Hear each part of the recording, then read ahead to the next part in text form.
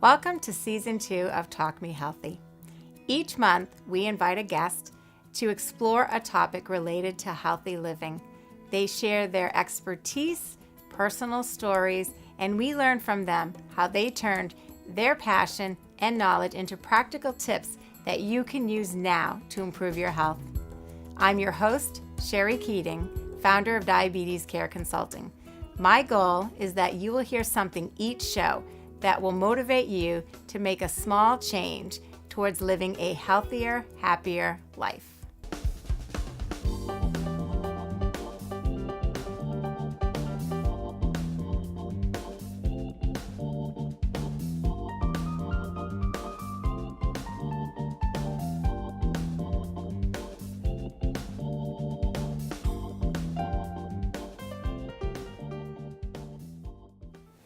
Hello and welcome to Talk Me Healthy.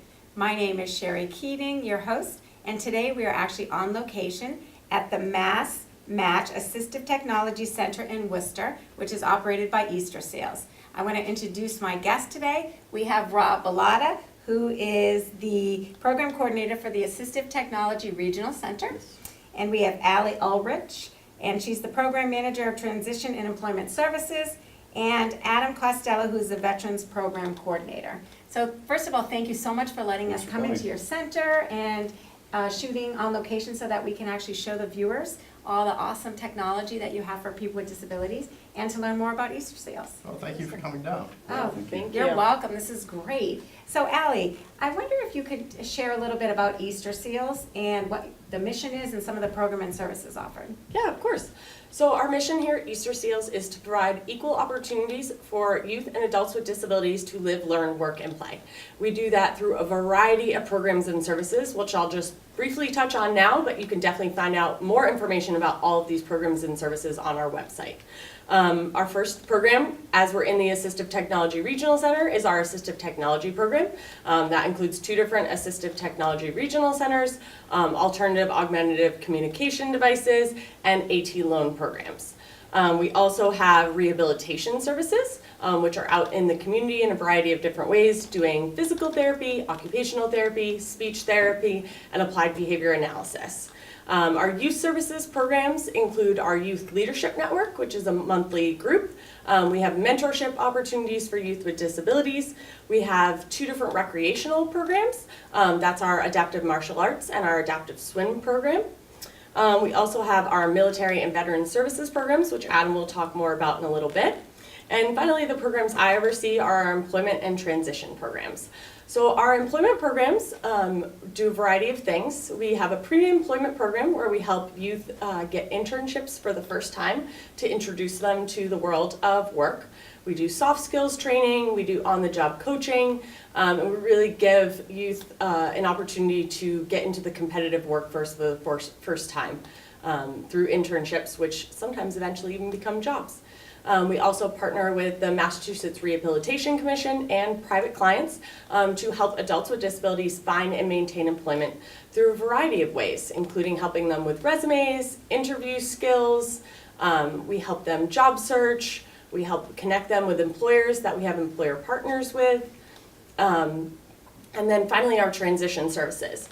We do transition assessments for high school students to help the school determine the best way to help the students transition from high school into adult life, whether that be college, independent living, or work.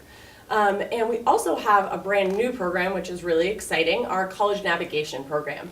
As many of you know, there are a lot of accommodations that are available to students in high school on their IEP. And oftentimes there's a large gap between what's provided in high school and what's provided in college. So we've created a new college navigation program to help students adjust to their life in college, to help them talk about and get accommodations, to help them with time management, organizational skills, social skills, and really just help them adjust to college life so that they can successfully graduate college and go on to be employed in the workforce. So Allie, do you know how long Easter Sales has been around. I mean, I know of Easter Seals, but I didn't realize all the things that Easter Seals actually provides for people. Yeah, so Easter Seals National has been around for almost 100 years, and we are about to actually celebrate our 75th anniversary here in Massachusetts. That's wonderful. Yes. So is it geared towards people with disabilities? Or, because what I'm hearing from you is it also helps kids in college and in schools, but are those kids with disabilities or? They are. So our whole mission is to help people with disabilities to live, learn, work, and play. We have most recently added on the Veterans Service Program, so that those people don't necessarily have disabilities, but the rest of our programs are geared towards people with disabilities.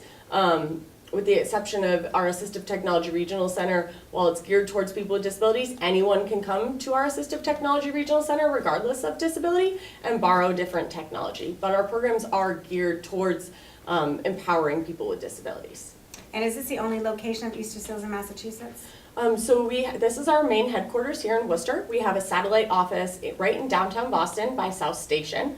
And our staff are all over the state. So we're a very itinerant organization, so that we have people all over. We are in schools, we're in people's homes, we're in rehabilitation facilities, colleges. We're really wherever the clients need us to be. We believe in not so much institutions, but we believe in supporting people to be as much a part of their community as possible. That's wonderful. And one last question, how do we access Easter Seals to enroll someone in any of these programs or for someone to get more information? So I would say visit our website is the best way. Through our website, you can find the specific contact information for each program. Some programs are completely free and don't have eligibility requirements. Other programs do have eligibility requirements. Some of them are state funded. It really depends on the program. But I would say the best way is just to go to our website. We have our phone numbers on there, our emails, all of our contact information. And that website is? www.eastersealsma.org. EasterSealsMA.org. Wonderful. Well, thank you so much. Thank you. Adam, so you're responsible for the Veterans Program. Yes. Would you mind sharing some information? No, absolutely not. So, as Allie said, we don't work with just veterans with disabilities at Easter Seals. We work with all veterans. Okay. And the reason for that, if we go back into Easter Seals history and World War II, right? Okay. So Easter Seals prior to that was an organization that worked with children with disabilities, but there weren't adult services available. After World War II, we found there was a great need in the community for rehabilitation and assistive technology and to provide services to the adult population. And so that became a big focus of Easter Seals. As time went on, the services for the disabled population continued to grow and grow and grow, and there was a demand for that, and time changed. And now we're finding that the demand for veteran services is increased to the point where we're getting back into that specifically. So with myself, I was a medic in the Army. I got out 6 years ago. I've had multiple deployments to Iraq. I have a lot of experience in the military community. When I came home, I found that there was a variety of programs that were there that were able to respond to somebody in a crisis. Right? But there weren't many programs that were there to help prevent these crises from happening. Right? So there wasn't a lot of early intervention, even if all the warning signs were there. So that became a focus of ours here. We're a 5-month-old program, right, as part of Easter Seals, right? So we're still brand new. So we started looking at this head on. We started looking at what exists out there right now. So I'll use veteran suicide as an example. We can talk to a lot of different examples, but veteran suicide is a subject that's in the news quite a bit, right? And the popular number out there is 22 per day. 22 veterans per day commit suicide. Wow. Statistically, the actual number, if you go by the data that's out there, is 20.6 per day, right? So. Regardless, that's too many. It's one's too many. One's too many, absolutely. But when we're talking at this rate, I mean, this is definitely a crisis. Absolutely. Right? And so the response to that has been creating expanded mental health benefits, a veterans crisis line, that you can call if you're having suicidal thoughts, you're to that point. And all of those are reasonable reactions. But what have we seen over between 2005 and 2015? We've seen continue upward increase, right? So that's too late to begin to intervene. When that person hits those suicidal tendencies and those suicidal thoughts, yeah, you definitely need resources to jump in. But what we want to do is definitely create that community and that feeling of belonging right here, right now. And I can tell you from my own transition that when I came home, I felt very alone. There was nobody in the community that I was aware of at the time who went through similar circumstances, transitioning from military service to civilian service. So it can be a lonely time. The resources that exist, whether it's on the federal or state or local level, a lot of people just aren't aware of, and if they are aware of them, they're not sure how to access them, so those are some things that we can help with. If I knew then what I knew now, my transition home would have been much different. And so what we want to do is make sure that everybody is aware of the programs that are out there, not just what we're doing here internally, but all of our partnerships out there in the communities. You know, we all work together. Right. You know, this is a team effort for sure. You know, and so as we started exploring the data, we started finding more need. You know, so not only was suicide was one of the driving factors behind the program, but then we started exploring different things that kept popping up and that we were hearing about over and over again. Female veterans being one of them, right? So my view coming home was a soldier is a soldier is a soldier, and gender doesn't define the service defines the service, right? But the culture is shifting right now, where females are a growing population in the military community, but the community back home that has established a lot of the organizations hasn't made that cultural shift yet, you know, that mindset shift yet. So a lot of the females in the community go to their organizations, and I hate to use the word non-equal, you know, the term non-equal, but they're not treated equally through these because that culture is still shifting. We're creating the culture here now, so there's no culture to shift. We just make it as it is. So you have a separate female program. So we have a separate female program. Right? Okay. And what we found, and the reason why we did that is that we found that, you know, females 34 and under have an unemployment rate of 8%. You know, these aren't numbers I'm making up. These are numbers that come from the different government agencies. Their suicide rate between 2005 and 2015 has increased by over 62%.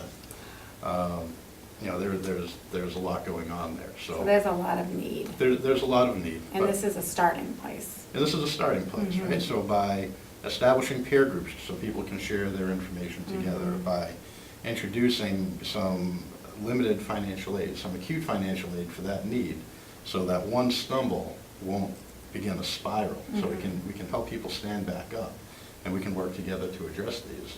We're doing some great things. We've already seen a tremendous impact. And we know that's just going to escalate more and more as time goes on. So we're really focused on prevention and not reaction. We could do a whole show just on that, really. Oh, it'd be a lot of fun too. You'd love it. Well, first of all, I want to thank you so much for your service. My dad was in the military, and my husband as well. And so thank you so much for your service. Well, thanks for coming down and helping Wonderful us things spread the that you're word. doing, yes. So, and the same way to contact you regarding the program is through the website. Yeah, so you can either go through the website, you can find us on Facebook if you do a search for Veterans Count Massachusetts. You can kind of see what we're up to and the different things that we're doing. And my contact information is all over the place. Feel free, just pick up the phone, give me a call, shoot me off an email, and I'd love to chat. That's wonderful. Well, thank you so much for both of the work that you're doing. And Rob, tell us about, hi, how are you? Tell us about, first of all, who's this This is wonderful? my service dog, Kilroy. Aw. We've been got matched over a year ago. He's from Needs, great organization in up on 140, going towards Mount Wachusett. So they're a fantastic organization. He's just basically, helps me day to day, and right now he's just kind of relaxes and hangs out. He's so, beautiful. yeah, I'm a lucky guy to have him. And I have a question. Are you allowed to touch service dogs, or what's? The best thing to do is if you see someone with a service dog, just ask if you're curious to say hi to the dog, ask the owner. If it's all right if they pat the dog, if they say no, then, that's the answer. That's the answer. Okay, If you great. see a guide dog, it's definitely best just to not approach the owner and the dog at all. That dog's working very hard. Okay. And I think the same thing goes for most dogs that you see that are working dogs. It's best to ask, but if, for a guide dog for an individual that's visually impaired, that dog's working very hard and needs to concentrate a lot to keep their owner safe and guided. So it's best to not approach someone with a guide dog. And it will say guide dog versus service dog? Yep, their Is that vest how usually you'll know says the guide dog. difference? Sometimes individuals that use a guide dog will have a type of like halter on the dog almost, like a Right. stiff, Yeah. like a handle, whereas Kilroy, I'll usually have him connected to my chair. So that's, and again, there'll be a vest on the dog. Usually I'll say guide dog. So that's, you'll definitely know a service dog when you see one, Okay, for sure, great. even if they don't have their vest on, which they should. Okay, great.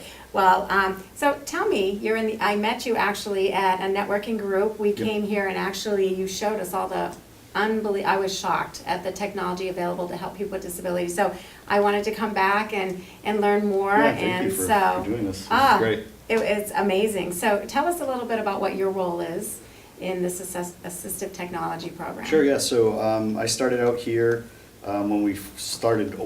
before we opened the center. I hired as the program coordinator for the Mass Match Technology Center here in Worcester. We currently have one in Boston that's been in operation for about 10 years, and there's another center out in Pittsfield operated by United Cerebral Palsy, Berkshire County.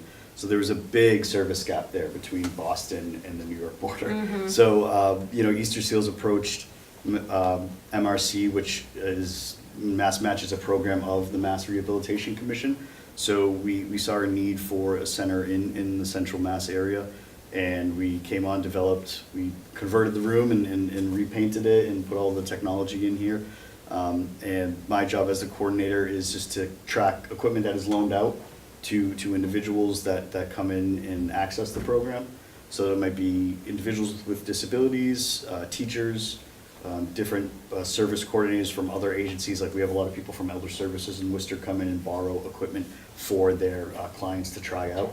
So my job is just kind of to oversee equipment going in and out, also do public outreach, kind of make sure we're always on the cutting edge of technology. We always have like a wish list going where we keep track of what technology we'd like to have in the future. When funding comes in, we're able to get that equipment, or when we have great donors that have helped us in the past. So I was going to ask you, where does the funding for the equipment come from? yeah, so I think Easter Seals is very fortunate. A lot of our programs are linked in with federal funding or state funding, but we also have a great gifts department that works on fundraising and grants, things like that, and donors. So we're very fortunate. We've had very generous donors in the past, and the state and federal funding has been great to allow us to expand the programs that we have, both the Easter Seals Technology Centers and Adam's new program. So we're really growing, and we've had great success with that. And you said you can loan them. Yes. So tell us a little bit about the loan program. So the loan program is a 30-day loan program where it's a free program open to the public. Anyone can come in and borrow a variety of devices for up to 30 days.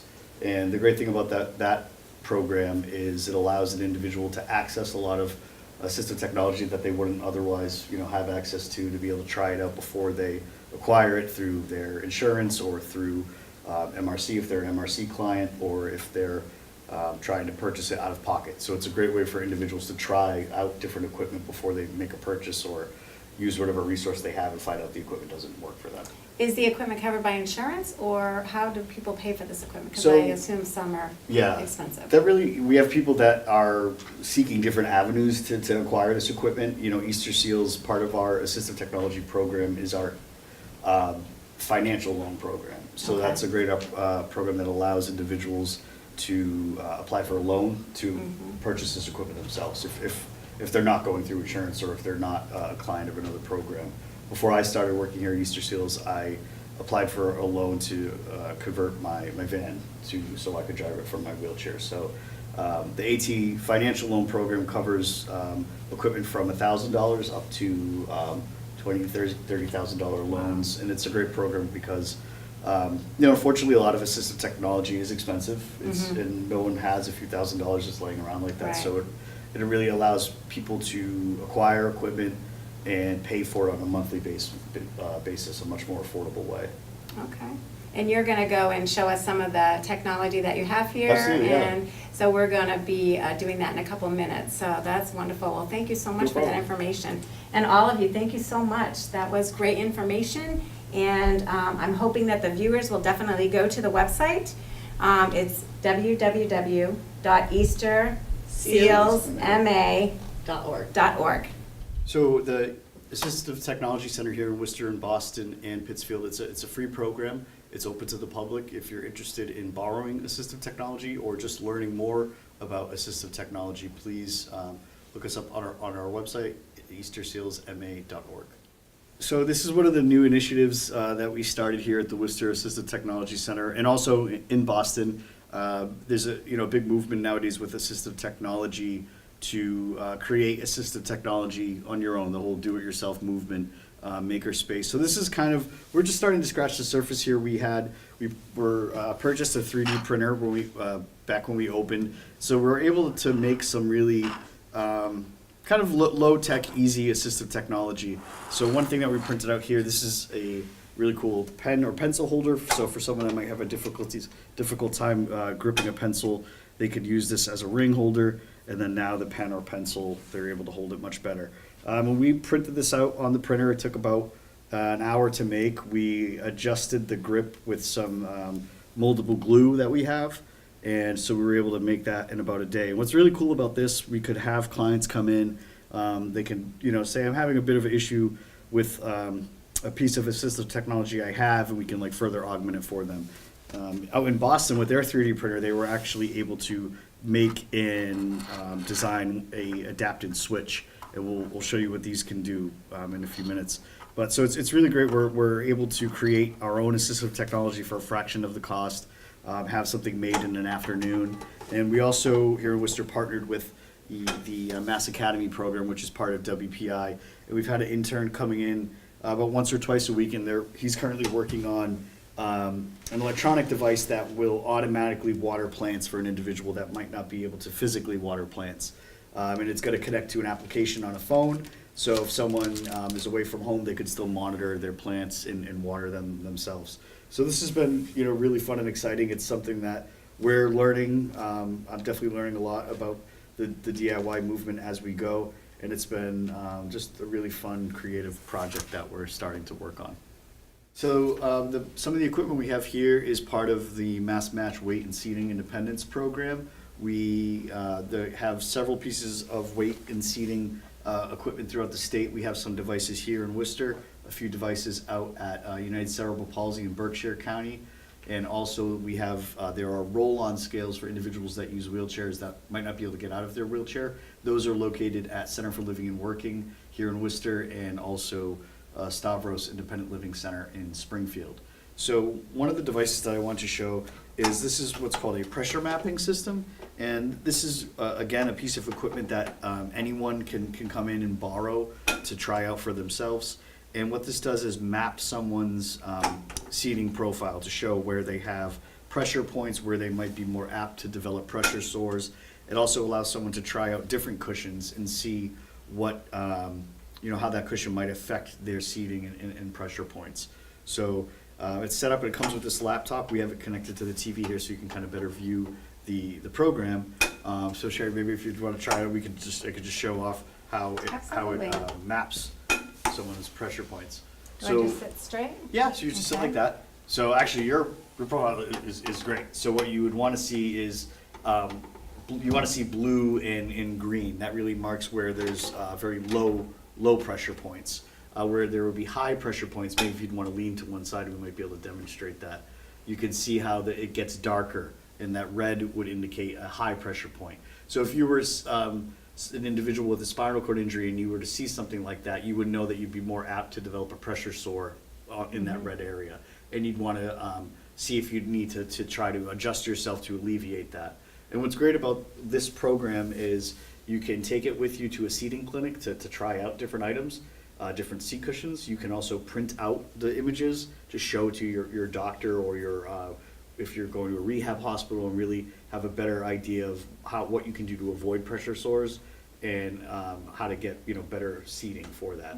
And that's great because having a pressure ulcer, especially for someone with a spinal cord injury, they might not be able to realize it's there until it's really, really progressed, and that can even be deadly. So it's a really great preventative tool that we have here. So this area of the Assistive Technology Center is where we keep a lot of our adapted computer equipment. So Easter Seals works with individuals with varying disabilities. Like Ali had mentioned earlier, a lot of these students or individuals are our students that are going off to school, or individuals that are with disabilities that are looking to gain employment. Obviously, computer equipment is really essential to that nowadays. So we have a lot of different adapted computer equipment. For example, this right here is called a jaw mouse, or a JOUS for short. And this is a mouse that can plug into any computer and allows the user to operate the computer using just their mouth. So it operates on a sip and puff switch, this thing right here. And basically this is a joystick. So and an individual would use their mouth to move the joystick, and through puffing on this or sipping on it like a straw, perform different functions like clicking, double clicking, or dragging. You can also, with the box here, plug in a variety of other switches as well. And what's great about this is a device that someone can borrow with one of our Chromebooks here, with one of the laptops, and try it out at home or at school or on the job. In regards to vocational items, this can be really great, because if an individual with a disability is offered a job but they don't have the equipment yet, or the employer hasn't provided that accommodation yet, they can borrow equipment from us and be ready to work within a few days when they get the equipment. So that allows someone with a disability to really be competitive when they're looking for employment. So, but again, students can borrow this equipment. We have a variety of tablets that a student can borrow, these Chromebooks, laptops, and someone can really borrow it with just as is, a computer as is, or with a variety of adapted computer equipment. Another really innovative adapted mouse that we have is this PCI Plus. That's this bar here on the computer. And again, this device and the program can be uploaded to any computer. And what it does is it's an eye track mouse. So this, for someone who might not have full use of their upper body or hands to navigate a mouse in a traditional way, they can just use their eyes. So it might be hard to see, but I can definitely demo. So right now, I'm looking at the pause and start button, and it's tracking my eye movement. There's this bar here on the side. So it might not look like I'm doing anything, but I'm tracking it with my eyes, which is it's a really innovative piece of technology. So this section here is where we have a lot of our communication devices, our augmentative communication devices. A lot of times we'll have different groups come in to borrow these devices. Mostly school systems will come in, or teachers will borrow them, or our speech language pathologists will go out with these. This is very helpful for young adults or children that are nonverbal, or someone from the elderly community that might have had a stroke and is nonverbal or developed aphasia. What's great about these devices is it allows, and what's great about our program is an individual can come borrow, let's say, a tablet with a variety of speech devices, or borrow a standalone speech tablet like this Indie device here that has a few speech programs on it. And again, what's great about the Assistive Technology program is that a lot of this equipment is expensive, and it's definitely challenging for an individual to afford to purchase these on their own, and a lot of times it's very hard to get a trial version of some of these devices. And especially with a lot of programs that have had funding cut to them due to federal funding cuts recently in this past fiscal year, it's even harder sometimes to acquire these devices through other state and federally funded programs. So Easter Seals allows an individual to come in, borrow these devices, see what works best for them, see which devices they prefer, and then make a more informed decision when it comes to purchasing it or acquiring these devices through other funding sources from the state or federal government.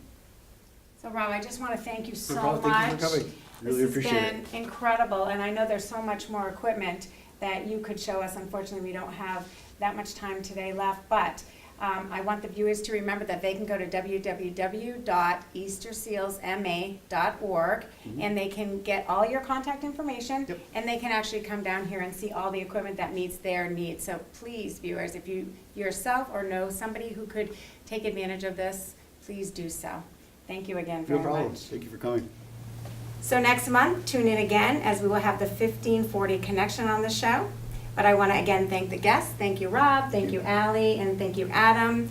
And it's been great to be on location with you today and learning all about Easter Seals and your programs. So this is Sherry Keating. Until next time, remember to live your best life every day starting today.